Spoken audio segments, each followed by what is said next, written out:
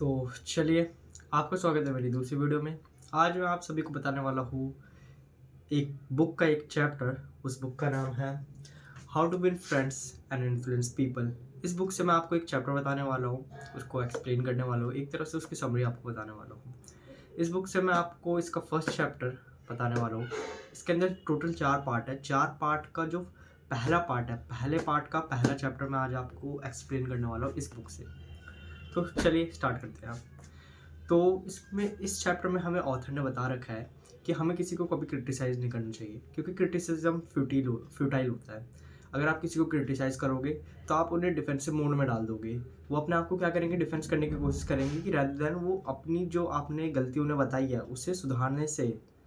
उसे सुधारने को फोकस करने की बजाय वो अपने आप को डिफेंड करने की कोशिश करेंगे। वो आपको रीज़न देंगे कि उन्होंने ऐसा क्यों किया, ऐसा क्यों नहीं किया।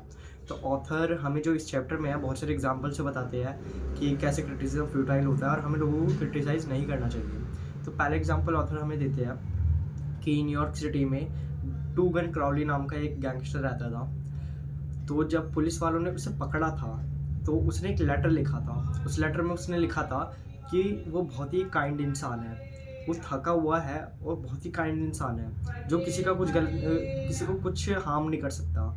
और इसी से 1-2 हफ्ते पहले जब वो अपनी गर्लफ्रेंड के साथ पार्टी कर रहा था तो एक पुलिस ड्राइवर उसके पास आया और उसने उससे बोला कि अपना लाइसेंस दिखाओ। तो क्राउली ने बिना कुछ बोले अपनी गन निकाली और पुलिसमैन को गोली मार दी। और फिर वो अपनी कार से उतरा और पुलिसमैन की गन निकाल के उसने एक और गोली मार दी। और यही वही क्रिमिनल है जिसने कहा था कि वो एक काइंड इंसान है और वो किसी को कोई हार्म नहीं करेगा। और जब क्राउली अपने डेथ सेंटेंस पे, क्राउली को इलेक्ट्रिकल चेयर की सज़ा मिली थी और जब क्राउली गया था अपने जगह पे जहाँ पे उसे सज़ा मिल रही थी, तो क्राउली ने वहाँ पे कहा था कि ये सज़ा मुझे लोगों को मारने की वजह से नहीं मिल रही, ये सज़ा मुझे मिल रही है कि मैं अपने आप को डिफेंड कर रहा था। अगर हम देखें तो क्राउली ने जो क्राइम किया वो अपने आप को बिल्कुल रिस्पॉन्सिबल नहीं मानता कि उसने कोई क्राइम किया। वो अपने आप को डिफेंड कर रहा है कि उसने कुछ भी गलत काम नहीं किया है। एक और एग्जांपल हमें ऑथर देते हैं एल कैपिनो का। एल कैपिनो एक बहुत ही खतरनाक गैंग लीडर था उस टाइम अमेरिका में। और जब उसे पकड़ा गया तो वो कहता था कि वो लोगों का हार्म नहीं करता, वो एक पब्लिक बेनिफिशियर है, वो लोगों का हमेशा अच्छा चाहता है। और उसने जो लोगों का अच्छा चाहा उसके बदले उसे मिला क्या, उसे गालियाँ मिली, लोग उससे नफ़रत करने लगे। तो हमें यहाँ पे ऑथर 2 एग्जांपल देते हैं और कहते हैं कि जो टू गन क्राउली है और जो एल कैपिनो है वो अपनी गलती नहीं मानता। आपको लग रहा होगा कि ये क्रिमिनल के बीच में ये बस 1-2 क्रिमिनल का ही ऐसा सोचना है। पर जब ऑथर एक वार्डन से बात करते हैं जो प्रिजन में रहते हैं, सिंग सिंग प्रिजन में, तो उन वार्डन का ये कहना था कि बहुत कम ही प्रिजनर्स होते हैं जो अपने आप को एक बुरे इंसान की तरह देखते हैं कि उन्होंने कोई क्राइम किया है। और उन कुछ लोगों को छोड़ के, उन कुछ क्रिमिनल को छोड़ के मोस्ट ऑफ द क्रिमिनल ये मानते हैं कि उन्होंने कभी कुछ गलत नहीं किया। वो आपको रीजंस दे सकते हैं कि उन्होंने गोली क्यों चलाई या फिर कोई बैंक में रॉबरी क्यों करी। वो आपको रीजंस दे सकते हैं और बहुत टाइम वो रीज़न खुद को देते हैं, वो अपने एंटी सोशल एक्ट को जस्टिफाई करने के लिए।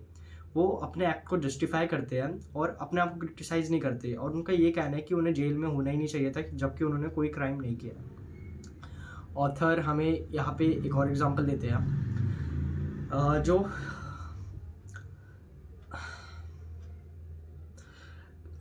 कि एक प्रेसिडेंट थे एक कंपनी के। उनका ये काम था कि उन्हें ये देखना कि जो लोग हैं, वर्कर्स हैं, जब वो वहाँ पे अपनी साइट पे काम कर रहे हैं तो वो अपनी हैट पहन के काम करें। तो जब वो देखते थे कि कोई वर्कर अपनी हैट नहीं पहन रहा है, हार्ड हैट नहीं पहन रहा है, तो वो उनके पास जाते थे और उन्हें क्रिटिसाइज़ करके बोलते थे, अथॉरिटी से बोलते थे कि तुम्हें कैप पहननी है, तुम कैप पहनो। पर ऐसा क्या होता था कि जब वो प्रेसिडेंट सामने होते थे तभी वो कैप पहनते थे, फिर वो चले जाते थे, फिर सारे वर्कर कैप उतार देते थे। तो जब उन प्रेसिडेंट ने ऑथर का कोर्स लिया तो उन्होंने इस बार डिफरेंटली ट्राई किया। वो गए और उन्होंने प्यार से बोला कि क्या ये हैट अनकंफर्टेबल है या आपको कोई दिक्कत हो रही है इसे पहनने में। और फिर उन प्रेसिडेंट ने उन वर्कर्स को समझाया प्यार से कि ये हैट उनकी सेफ्टी के लिए ही है, वो हैट उन्हें इंजरी से बचाएगी। और फिर जो प्रेसिडेंट था उन्हें बहुत कॉपरेशन मिला, वर्कर्स ने वो हैट पहनना स्टार्ट कर दी। जब वो प्रेसिडेंट उनके आसपास नहीं होते थे, जब भी उन वर्कर्स ने हैट पहनना स्टार्ट कर दी। तो ऑथर ने बहुत सारे एग्जाम्पल से हमें इस चैप्टर में यही बताया कि क्रिटिसिज्म फ्यूटाइल होता है। क्रिटिसिज्म कभी किसी को चेंज नहीं करता। वो आप जिसको क्रिटिसाइज़ कर रहे हो वो पर्सन अपने आप को डिफेंड करेगा और इनफैक्ट वो आपको क्रिटिसाइज़ करेगा इन बैक। अगर आप किसी को क्रिटिसाइज़ करते हो तो वो अपने आप को डिफेंड करेगा और बदले में वो आपको क्रिटिसाइज़ करेगा। तो यही कहना है। और इस बुक में एक और वर्ड भी है एक चैप्टर में कि आप अपने नेबर की स्नो के बारे में कंप्लेन मत करिए जब तक आपका खुद का डोर गंदा है। तो इसका मतलब ये है कि आप अगर किसी को क्रिटिसाइज़ कर रहे हैं तो पहले रुकिए, सोचिए, देखिए कि आपके अंदर कौन-सी गलती है और आप अपनी गलती को कैसे सुधार सकते हैं। फिर आप लोगों को क्रिटिसाइज़ करिए। अगर वो क्रिटिसिज़्म ज़रूरी है तो एक बार रुकिए और सोचिए, उनके पॉइंट ऑफ व्यू से सोचिए कि उन्होंने ऐसा किया तो क्यों किया? उनके पीछे ऐसा करने का क्या रीज़न था, क्या कारण था? उन्होंने ऐसा करा तो क्यों करा? ये आपको अगर आप ये थोड़ी देर सोचोगे इसे, तो ये आपको अपनी लाइफ़ में बहुत हेल्प करेगा। और ये चैप्टर बहुत ही इंटरेस्टिंग चैप्टर है। आपको ज़रूर पढ़ना चाहिए एक बार। अभी मैंने आपको थोड़े से ही एग्ज़ाम्पल बताए, इसमें बहुत सारे एग्ज़ाम्पल है। एक एग्ज़ाम्पल इसमें लिंकन का भी है।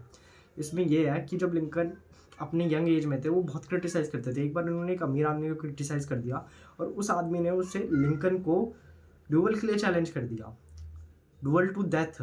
जब तक कोई उन दोनों में से कोई एक मर नहीं जाता, जब तक वो डुअल चलेगी। और लिंकन को ये डुअल माननी पड़ी क्योंकि उनकी प्राइड थी। अगर वो मना कर देते तो उनकी प्राइड नीचे हो जाती, उनकी सेल्फ स्टीम नीचे हो जाती। तो लिंकन, आप देख सकते हैं कि कैसे क्रिटिसिज्म ने लिंकन की जान पे खतरा डाल दिया था।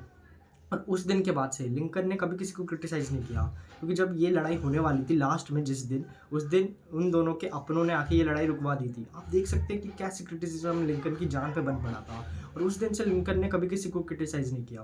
लिंकन कहते थे कि अगर हम उनकी जगह होंगे तो शायद हम भी यही करते। कि एक और स्टोरी है, बहुत इंटरेस्टिंग स्टोरी है इसके अंदर, कि मिडियन जो वॉर चल रही थी, जो ली थे, वो 3 दिन वॉर चली और लास्ट जो चौथा दिन था जब ली रिट्रीट कर रहे थे, तो जो नदी थी, नदी का पानी बहुत ऊपर तक बढ़ गया था। तो लिंकन ने इसे बहुत अच्छी अपॉर्चुनिटी की तरह देखा कि अगर वो ली को कैप्चर कर लेते तो पूरी वॉर रुक जाएगी।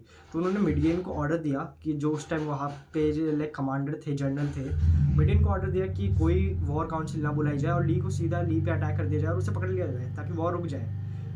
लिंकन ने ली को मैसेज किया, लाइक कुछ अपने आदमियों को भी भेजा ली के पास मैसेज किया अपना मैसेज पहुंचाने के लिए, पर ली ने प्रोक्रेस्टिनेट किया और ली ने लिंकन की बात नहीं मानी। उन्होंने वॉर काउंसिल को बुलाया और ली ने और वॉर काउंसिल को बुलाया और मिडियन ने बहुत सारे एक्सक्यूजेस दिए कि कैसे वो अटैक नहीं कर सकता अभी। और जब वॉर काउंसिल बुलाया और उन पे ली पे अटैक नहीं किया, तो जब नदी का पानी नीचे गया तो ली एस्केप कर गया था। और जब लिंकन को ये पता चला, लिंकन बहुत ही उदास हुआ और लिंकन ने मिडियन को एक लेटर लिखा। वो उस लेटर में उन्होंने ये लिखा कि मैं तुमसे बहुत डिसअपॉइंटेड हूँ, तुम ली हमारी ग्रास में था, अगर हम ली को पकड़ सकते थे और अगर हम ली को पकड़ लेते तो वॉर पूरी एंड हो जाती, पर अब पता नहीं वॉर अभी कितने और टाइम तक चलेगी, कितने और लोग मरेंगे, और अब मैं तुमसे पूरा डिसअपॉइंटेड हूँ। और आपको फिर ऑथर ने ये कहा कि आपको क्या लगता है कि जब ली ने या मिडियन ने ये लेटर पढ़ा होगा तो उन्हें कैसे लगा होगा। ऑथर फिर हमें कहते हैं कि मिडियन ने ये कभी लेटर पढ़ा ही नहीं, क्योंकि लिंकन ने ये कभी भेजा ही नहीं ली को। लिंकन ने उसे लिखा अपनी भड़ास निकालने के लिए, पर उन्होंने भेजा नहीं, क्योंकि ये चीज़ हो चुकी थी। क्रिटिसिज्म कभी भी किसी का अच्छा नहीं करता। अगर वो भेजते तो ऐसा लिंकन होता, अगर लिंकन उस लेटर को भेजते तो मिडियन अपने आप को डिफेंड करने की कोशिश करते, ना कि अपनी गलतियाँ मानते।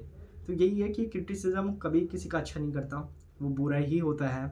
आप क्रिटिसिज्म नहीं करना चाहिए। आप एक बार रुक के सोचिए कि जो दूसरा पर्सन है वो ऐसा कर रहा है तो क्यों कर रहा है, उसके पॉइंट ऑफ व्यू से सोचने की कोशिश करिए, उसके सोच से सोचने की कोशिश करिए कि वो ऐसा कर रहा है, ऐसा बोल रहा है तो ऐसा क्यों कर रहा है, ऐसा क्यों बोल रहा है। ये आपको बहुत ही एक बेटर पर्सन बनाएगा, आपको एक सिंपैथेटिक पर्सन बनाएगा और लोग आपके पास रहना चाहेंगे। इसमें से मैं आपको थोड़े कोट्स बता देता हूँ जो मेरे फेवरेट रहेगा। Yeah. Instead of condemning people, let's try to understand them. Let's try to figure out what they do. हमें फिगर आउट करना चाहिए कि वो ऐसा कर रहे हैं तो क्यों कर रहे हैं। ये बहुत ही फन, बहुत ही बढ़िया बुक है, आपको एक बार ज़रूर पढ़नी चाहिए। इसमें एक और एग्जांपल दे रखा है, एक पायलट जो अपना प्लेन उड़ाते थे, फाइटर जेट लाइक शो करते थे, लाइक जो शो होता है प्लेन उड़ा के शो करते थे। तो उस टाइम उस प्लेन में 3 लोग थे और 3 लोग थे और बीच हवा में क्या हुआ, उनके दोनों इंजन फेल हो गए। उन्होंने जैसे तैसे करके उस प्लेन को नीचे उतारा। लाइक उन 3 लोगों में से किसी को कोई चोट नहीं आई थी, कोई हार्म नहीं हुआ था, पर प्लेन पूरी तरीके से डैमेज हो गया था। और जब उन पायलट ने उसको देखा तो उनका शक सही निकला कि जो फ्यूल था जो फ्यूल भरना था वो गैसोलीन की जगह जेट फ्यूल को भर दिया था, पर उसमें गैसोलीन जाना था, पर जो उनका मैकेनिक था उन्होंने जेट फ्यूल भर दिया था।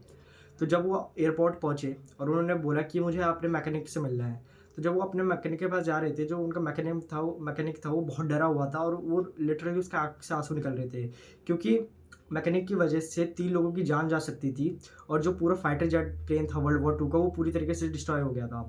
तो जो पायलट थे वो मैकेनिक के पास गए, पर उन्होंने उससे क्रिटिसाइज़ नहीं किया। जो पायलट थे उन्होंने मैकेनिक के कंधे पे हाथ रखा और बोला कि मुझे पता है तुम अब ये मिस्टेक वापस नहीं दोहराओगे, और तुम ये मिस्टेक वापस नहीं दोहराओगे, इसलिए मैं तुम्हें अपना दूसरे प्लेन की भी सर्विसिंग करने के लिए दे रहा हूँ। कल वो प्लेन तुम्हारे यहाँ पे आ जाएगा, तुम उसे सर्विसिंग कर देना। तो ये है कि क्रिटिसिज्म कभी किसी का भला नहीं करता, वो हमेशा नुकसान ही करता है। तो हमें क्रिटिसिज्म से दूर रहना चाहिए। तो इस चैप्टर में यही था, यही पूरी इस चैप्टर की समरी थी। अगर आपको इस चैप्टर के बारे में और अच्छे से जानना है तो आप इस चैप्टर को पढ़ सकते हैं, इस बुक को ही पढ़ सकते हैं, बहुत अच्छी बुक है। कल मैं आपके साथ आऊँगा दूसरे चैप्टर की समरी लेके, या फिर कुछ अपने थॉट्स लेके, क्योंकि चैलेंज लिया है तो वीडियो डालेंगे ताकि मैं अपने स्पीकिंग स्किल को इम्प्रूव कर सकूँ। तो चलिए, थैंक यू। आज की वीडियो में इतना ही।